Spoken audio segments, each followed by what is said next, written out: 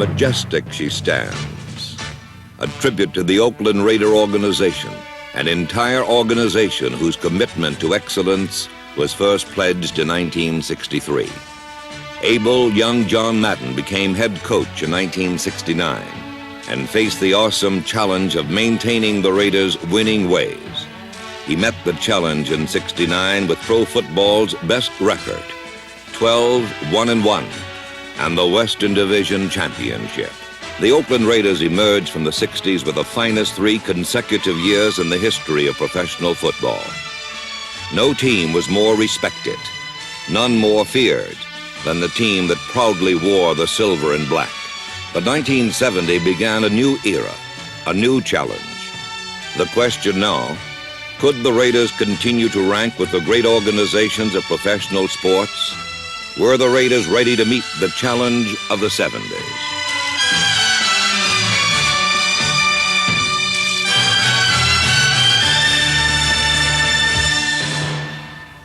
The Raider challenge began in Cincinnati, where the Bengals, now fully grown, seem inspired by their new stadium.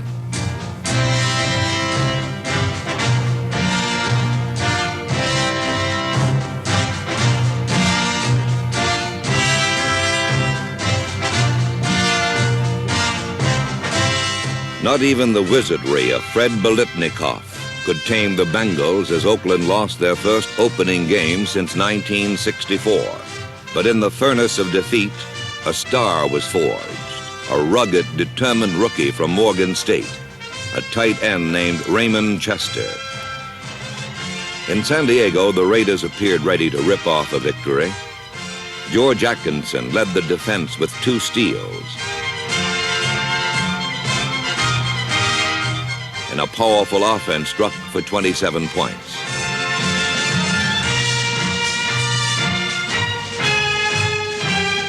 But the Chargers rang up 27 points of their own, 2 games and still no taste of victory. In Miami, it was fire and rain. The Raiders started with fire as Charlie Smith scorched the soggy synthetic for a 60-yard touchdown that was washed out by a penalty. And Raider hopes were swamped as the Dolphins stepped to a 2013 win. 3 games, and still no taste of victory. The Raiders finally came home to meet undefeated division-leading Denver, and John Madden rallied his forces for a mission of destruction.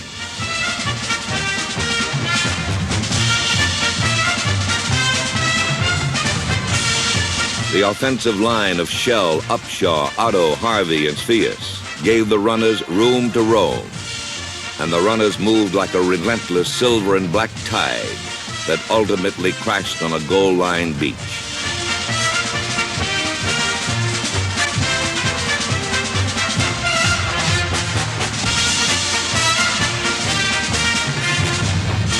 Then it was Darryl DeMonica unleashing the Raiders' famed precision passing.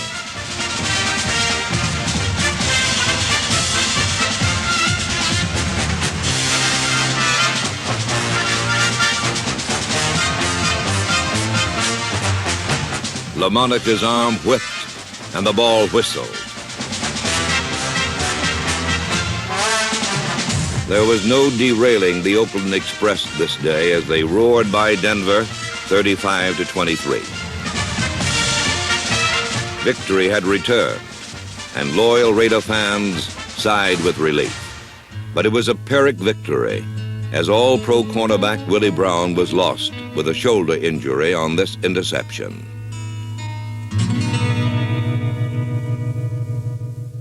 Washington arrived for a Monday night national TV game, and the Jurgensen airstrike was shot down by number 47, Kent McLuhan, and number 26, Nehemiah Wilson. Number 74, Tom Keating, and number 50, Dwayne Benson, dismembered the ground strike. And then came Hewitt Dixon, whose single purpose was to put a flash of silver and black into the end zone.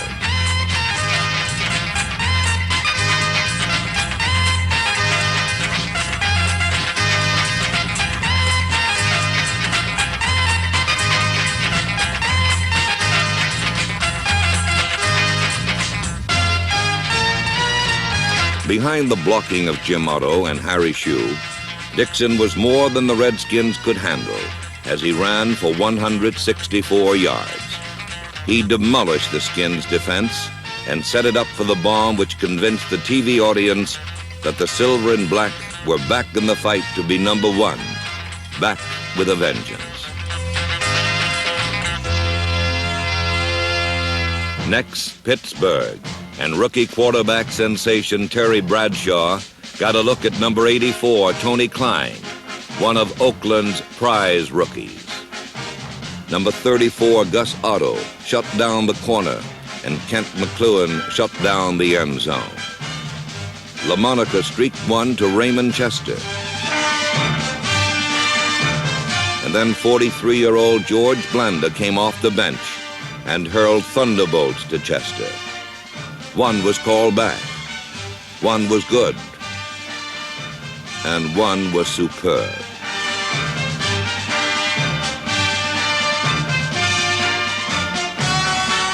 A veteran and a rookie had wreaked havoc, begun a phenomenon, and Oakland was battling toward first place in the West.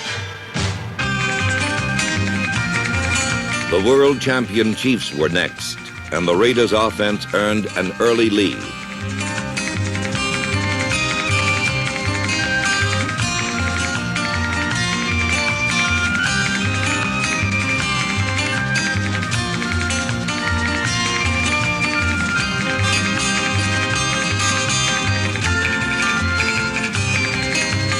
The Raider defense, led by number 55 Dan Connors and number 85 Carlton Oates, struck with fury.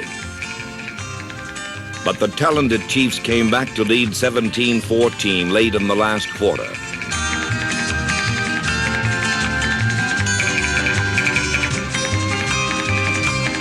Then all that remained was part fantasy, part outrage, and totally incredible.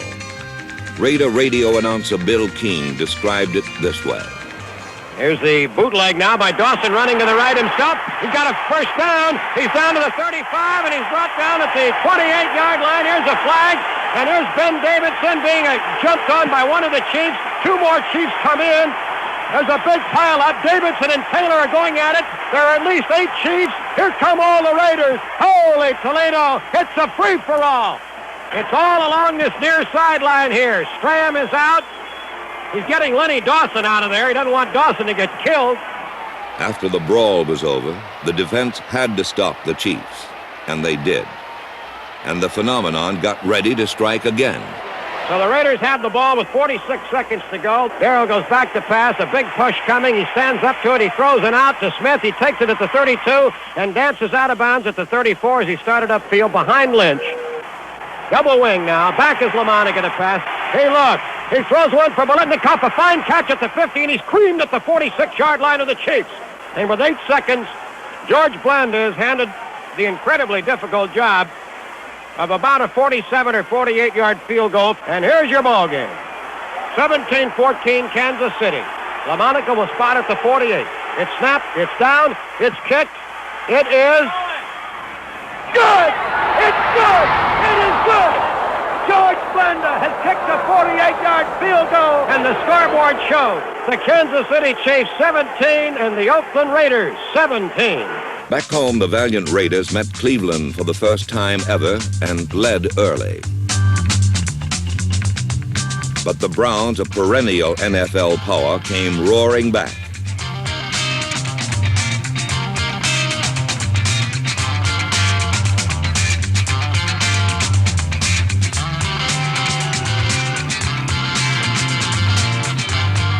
With time running out, Cleveland led 20-13. Then, near disaster. LaMonica was injured.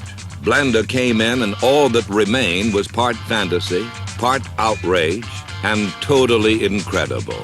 Except to Raider fans who knew that discipline and desire was driving the men in silver and black. Biletnikoff lines up as a tight end on the right. Blanda back to pass. Blanda looks. Blanda throws. Complete touchdown, Wells. Raiders score. Blanda to Wells, who dived, coming back for the pass, caught it a yard in the end zone from 14 yards out. Now the conversion. Snap, spotted, kick. Good! It's tied! It's 20-20.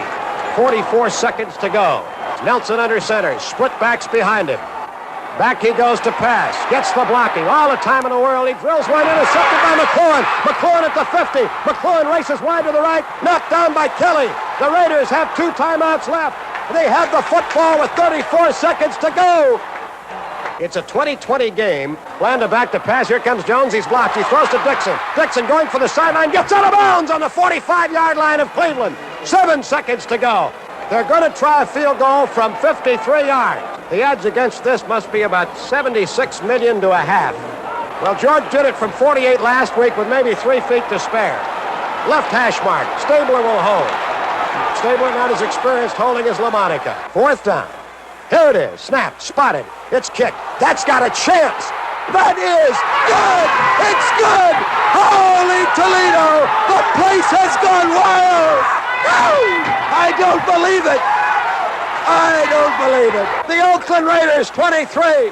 The Cleveland Browns 20. George Blanda has just been elected king of the world.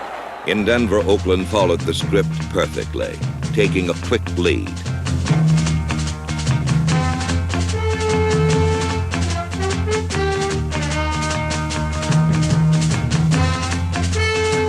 But the Broncos rallied to lead 19-17 so late in the game that Denver fans celebrated victory. But no one should celebrate victory over the Raiders until they hear a gunshot. The phenomenon is pride and poise. It's Blanda zeroed in on Wells. The phenomenon is class and courage. And it's Blanda hitting Biletnikoff for a score.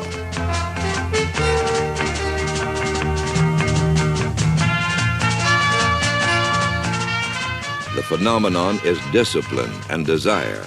And it's number 20, Jimmy Warren, shutting off Denver's last hope with his 2nd interception of the day. The phenomenon is an Oakland Raider victory under any pressure. The Raiders came home without a defeat in their last 7 games, but the Chargers went ahead as they put 17 points on the board. Oakland answered with catches by Biletnikoff that set up 2 Charlie Smith touchdowns and tied the score at 17.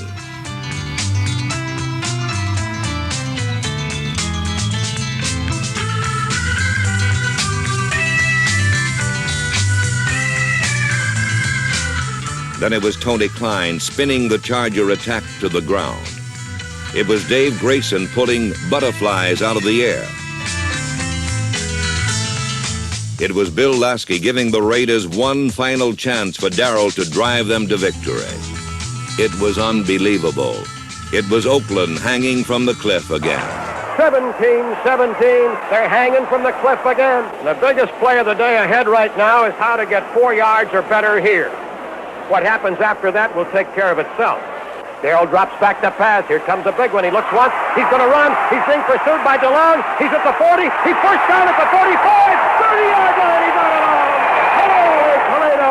The Raiders have the first down. 18, 17, 16. The clock's still going at 13, at 12. Clock stops at 7 seconds. They set it where they wanted it, and they knew. Everybody here knew exactly what they were waiting for. And here comes George Blanda onto the field. The 16-yard line. LaMonica will spot it. He waits. It's snapped. It's spotted. It's kicked. It is good. George Blanda has kicked the Oakland Raiders into a 3-point lead. 4 seconds remain to go. And this man may tie the San Francisco Bay Area up into a knot from which it may never extricate itself again.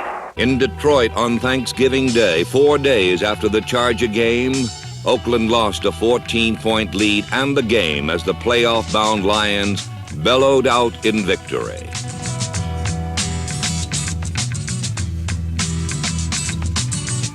In New York the following week, there was more trouble. Despite Blanda to Wells, the Jets led 13-7.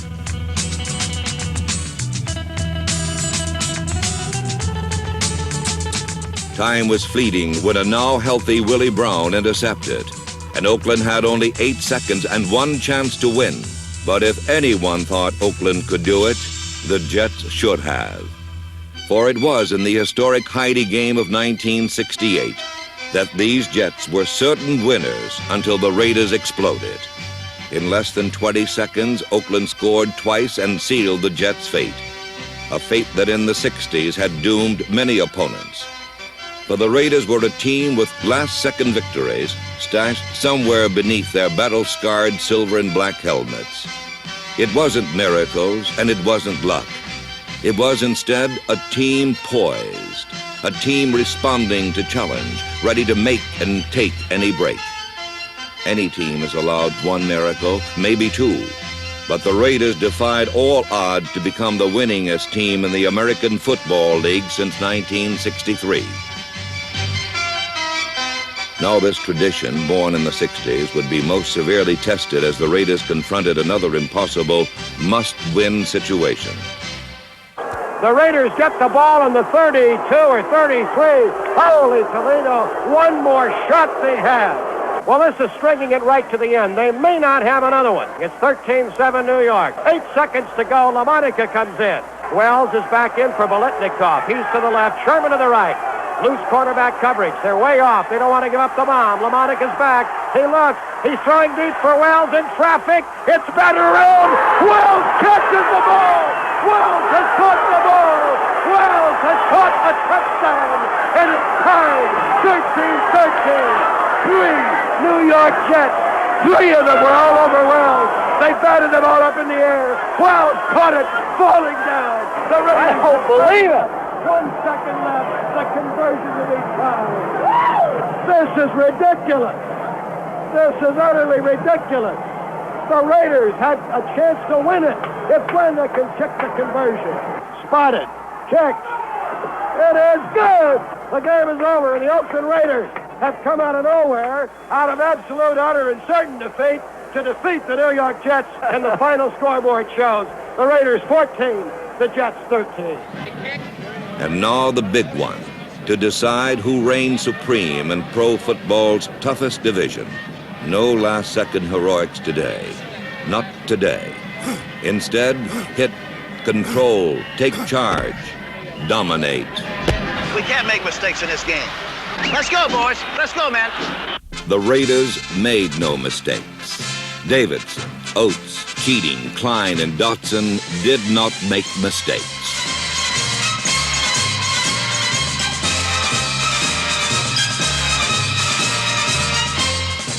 And when number 44, Marv Hubbard, came in, he screamed at the Chiefs, "I'm coming at you." And he went at them.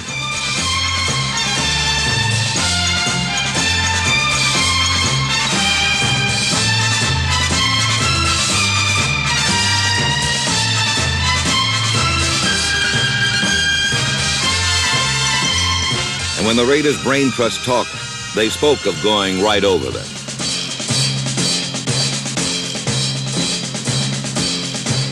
And LaMonica went to Biletnikoff, right over them.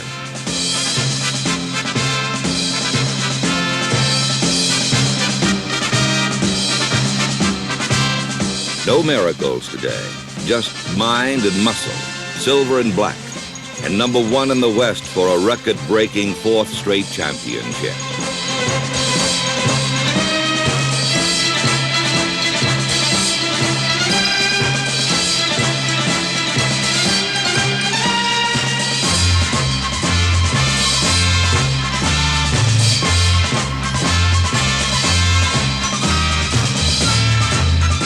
The regular season closed with an anticlimactic loss to the 49ers. But the challenge continued.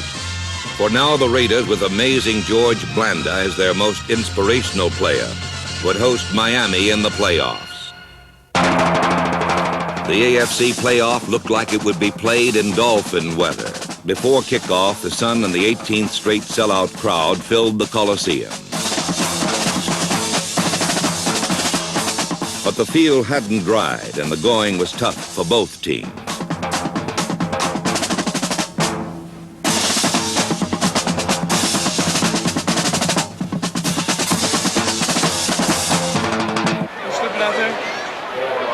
Yeah, it's pretty rough. It's muddy and you can't do what you want to do, you know. The Raiders couldn't do what they wanted to do either, and were forced to go for a field goal. Be good, babe, be good!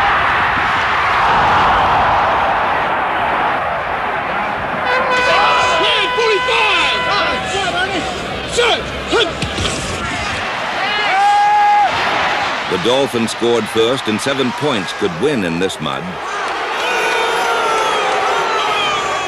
A determined defense dug in. That's all! Come on, Keith, hit him! Close that hole, hit it hard! Make him fumble! Hit him! Hit him!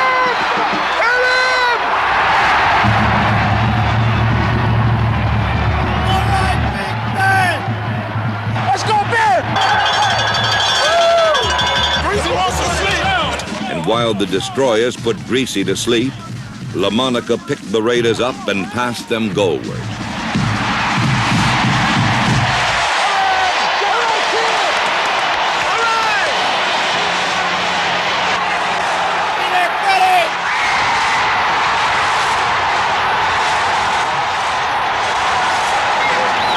Don't let down, Dean. Don't let down now. We got to get it back. All the way. 7-7. But a tie meant nothing, and the defense knew it. Come on, Willie! Full speed! Open up the gas now! Come on! Put your foot next to it!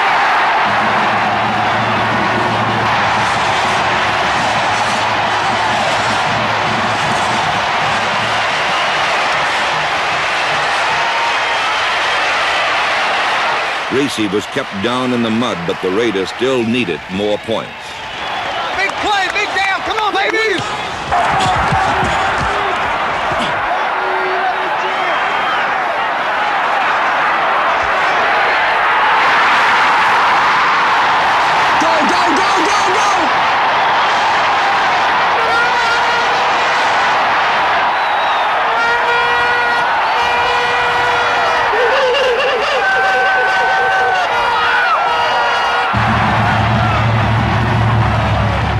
The 82-yarder to Rod Sherman, a clutch performer all season, meant victory once more for Oakland.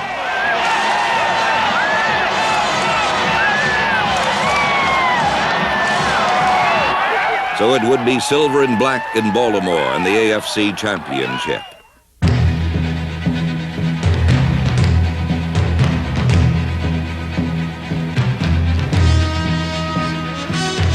But in Baltimore, the young general missed by inches.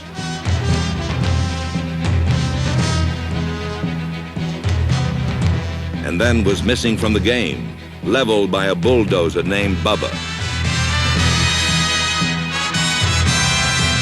The old general replaced him, and the Raiders fought back.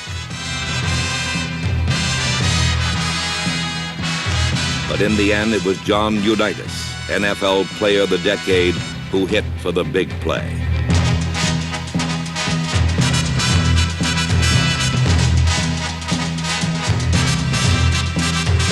And then it was over. The Colts to Miami, the Raiders to Oakland. So what kind of a season was it?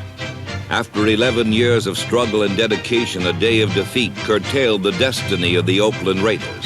But nothing could blot out another year of glory. What kind of a season was it? A season that saw the Silver and Black maintain their lofty position as one of the finest organizations in the history of professional sport.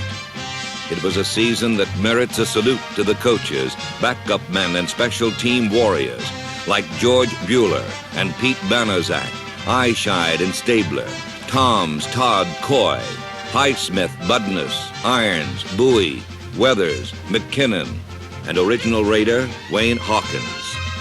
In 1970, the Oakland Raiders thrilled our country as no other team in professional football history has ever done. They won victory upon dramatic victory, and always with poise. Poise above all. What kind of a season was it? If a television scriptwriter or a hack pulp fiction writer tried to write the kind of finishes the Raiders have produced this year, they would send him to the loony bin before he ever got past the first proofreader. In 1963, Al Davis made the total commitment to excellence for the Raider organization. But the only real test of any great organization is how long its success can endure.